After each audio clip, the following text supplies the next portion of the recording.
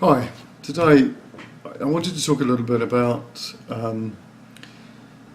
use of exams in order to encourage people to play and really what use they are. I wanted to put sort of two sides to the argument about them. When I first started teaching guitar, there were no electric guitar exams that were worth doing. So the only exams really, particularly when I started playing, were the classical exams, and which was something that I did because I'm the sort of person who wanted to do that type of thing. Even though my guitar teacher at the time couldn't see an awful lot of merit in doing exams, which was a little bit different from my attitude of it. But when the RGT started organising, Tony Skinner organised the exams in the mid-90s. I was one of the first people, the first sort of wave of guitar teachers that were involved.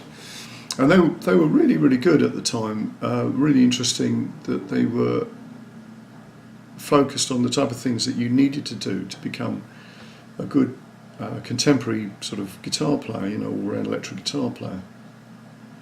Now, the only problem then was that, and he got around this problem by the way that the exams were structured for the electric guitar, in that it wasn't focused on playing pieces, it was about knowing information and then being able to apply them.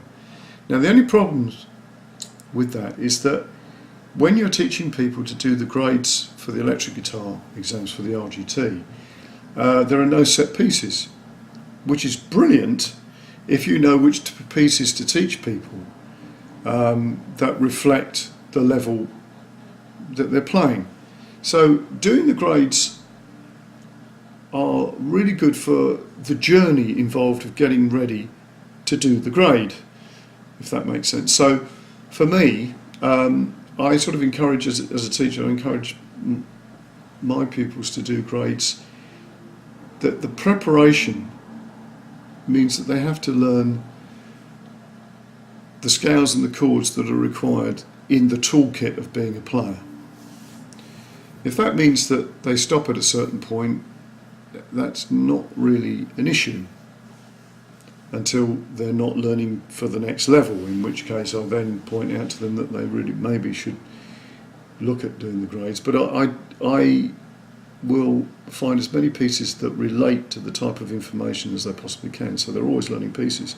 Or they are learning to write songs, which is a very important part of my teaching, sort of composition and arrangement of songs, because then they learn how the building blocks are put together. So that means that even if they're learning a song by somebody else, they can really appreciate the skills and the use of the toolkit, if you like. Now,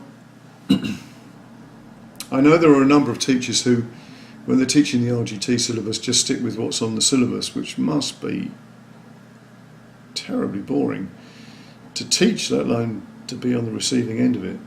It is so important that people learn the repertoire, and I use that in the broadest sense of the term, because in classical music you can go, well, there's the repertoire. If you're playing classical guitar, it is, the Caruli, Circassi, Saw, and Tarrega and all the rest of it. Whereas, of course, in guitar, depending on what it is that you're doing, will depend on what the repertoire is. Now, from a virtuoso point of view, there are, obviously I rely quite a lot on the blues players and the 1970s guitarists, and then people will tend to go in their own direction about where they go with that. I quite like to have some feeling of a chronology in the way that the language of the style develops, if that makes sense.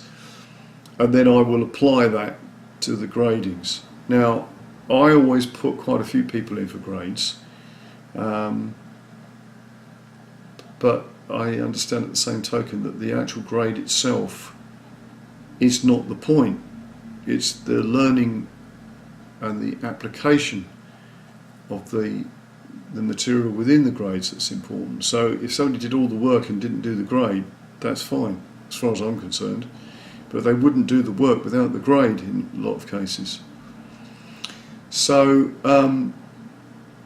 the next thing is that I've heard remarks that there's a bit of a drop-off in the grades after 4. Well, that's quite normal, I think, because it tends to be the period of time when a lot of the people that are learning